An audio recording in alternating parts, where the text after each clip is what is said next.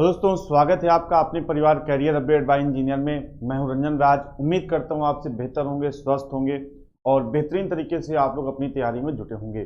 दोस्तों आज हम लोग बात करने वाले हैं CITS के रिगार्डिंग। जैसा कि आपको पता है CITS 2024 के एप्लीकेशन फॉर्म आने वाले हैं। किस मंथ में आएंगे भी उसके बारे में भी हम लोग चर्चा करेंगे। आज हमारा जो मेन टॉपिक ये रहने वाला है कि CITS का जो एंट्रेंस एग्जाम होता है, जिसके थ्रू आपको CITS कॉलेज या जिसे आप NSTI या ITOT कॉलेज बोलते हैं उसमें एडमिशन मिलता है, उसका सिलेबस क्या रहता है, एग्जाम पैटर्न क्या रहता है, उसके बारे में बेसिकली चर्चा हम लोग यहाँ पे करने वाले हैं। ठीक है, तो आइए चलते हैं, हम लोग इसी पर चर्चा करेंगे। बाकी बेसिक जानकारी मैं आपको देता रहता हूँ वीडियो के माध्यम से। ठीक है, अच्छा आपके मन में कोई डाउट हो तो एक वो पहले से क्लियर कर देते हैं। जैसे कि आपके मन में मान लीजिए डाउट है कि भाई जो CITS एंट्रेंस एग्जाम का फॉर्म है ये कब आएगा, तो CITS एंट्रेंस एग्जाम फॉर्म ये आपको मई लास्ट वीक या जून के फर्स्ट वीक में देखने को मिल जाएगा। ठीक है, और जब इसका फॉर्म आता है तो दोस्त 1 महीने बाद इसका एग्जाम हो जाता है, यानी कि फॉर्म आने के बाद पढ़ाई के लिए बहुत ज़्यादा समय आपको नहीं मिलता है। और अगर आप थोड़ा सा इसमें मेहनत नहीं करोगे तो अच्छा कॉलेज आपको नहीं मिल पाएगा। थोड़ा सा मान लो अगर ITOT मिल गया या स्टेट ITOT या प्राइवेट ITOT कॉलेज मिल गया तो वहाँ पे आपको फीस ज़्यादा देनी पड़ेगी। ठीक है, और अगर थोड़ा सा आप एंट्रेंस एग्जाम से पहले मेहनत करते हो, NSTI कॉलेज मिल जाता है तो बहुत ही कम फीस में आपका एडमिशन हो जाता है। एक सेपरेट वीडियो में बनाऊंगा फीस वगैरह के रिगार्डिंग। ठीक है, तो अब एंट्रेंस एग्जाम भैया हमको देना है तो उसका एग्जाम पैटर्न क्या रहने वाला है, सिलेबस क्या रहने वाला है, उसके बारे में हम लोग यहाँ पे चर्चा करेंगे। जैसे कि अगर एग्जाम पैटर्न की बात करें तो एग्जाम पैटर्न में भाई होते हैं टोटल कितने 100 क्वेश्चन आपसे यहाँ पे पूछे जाते हैं। और जो यहाँ पर डिवाइडेशन होता है ये होता है 75-25 का, यानी कि 75 क्वेश्चन जो आपके कैसे रहते हैं, टेक्निकल के रहते हैं, और 25 क्वेश्चन आपके बहुत ही सिंपल मैथ। ठीक है, यानी कि इसमें आपको लोड लेने की जरूरत नहीं पड़ती। अगर आपको थोड़ा सा भी मैथ आता है तो आप जो है इसको कर सकते हो, यानी कि इन 25 क्वेश्चंस को कर सकते हो।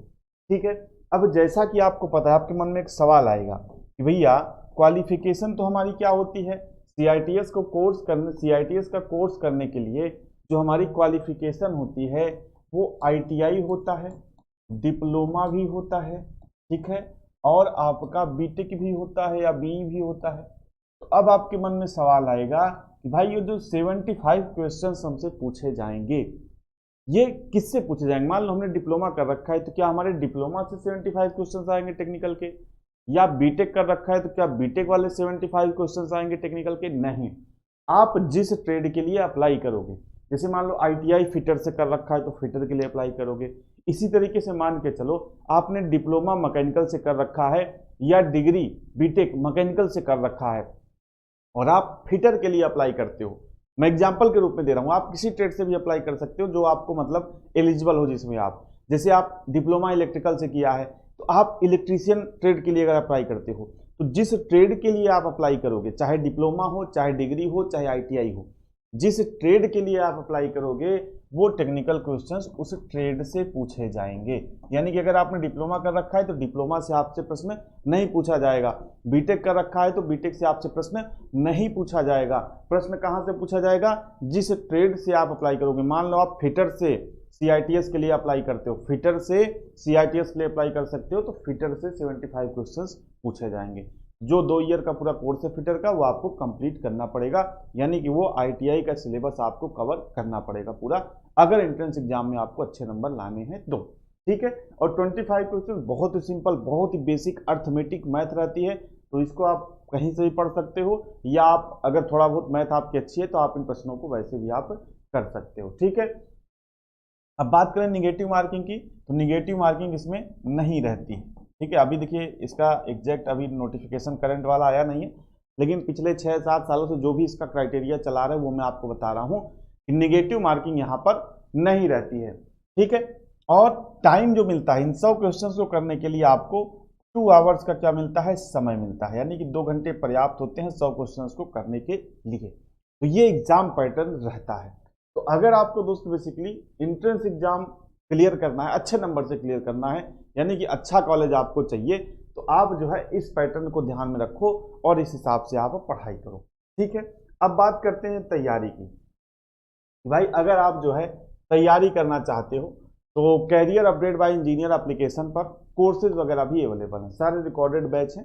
ठीक है, टेक्निकल अगर आप पढ़ना चाहते हो, देखो जैसे कि यहाँ वेल्डर का टेक्निकल बैच है, फिटर का टेक्निकल बैच है, मैथ का भी बैच है अलग से। देन इसके बाद आपका मशीनिस्ट का है, टर्नर का है, डीजल मैकेनिक का टेक्निकल बैच है। ठीक है, देन इसके बाद आपका मोटर मैकेनिक व्हीकल और ट्रैक्टर मैकेनिक का टेक्निकल बैच है। तो अगर आप टेक्निकल की तैयारी करना चाहते हो तो career update by engineer application आप डाउनलोड कर लेना, लिंक आपको डिस्क्रिप्शन बॉक्स में मिल जाएगा। और वहां से फिर आप इस CITS वाले सेक्शन में, आपको यहाँ पर कई सेक्शन मिलेंगे, CITS वाले सेक्शन में आप यहाँ पे आ जाना और यहाँ पे आपको कोर्सेज देखने को मिल जाएंगे। तो अगर आप ज्वाइन करना चाहते हो तो आप ज्वाइन कर सकते हो।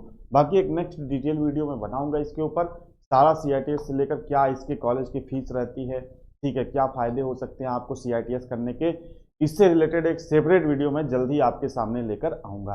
तो आज के वीडियो में इतना ही। सेशन से जुड़ने के लिए आप सभी का बहुत बहुत धन्यवाद।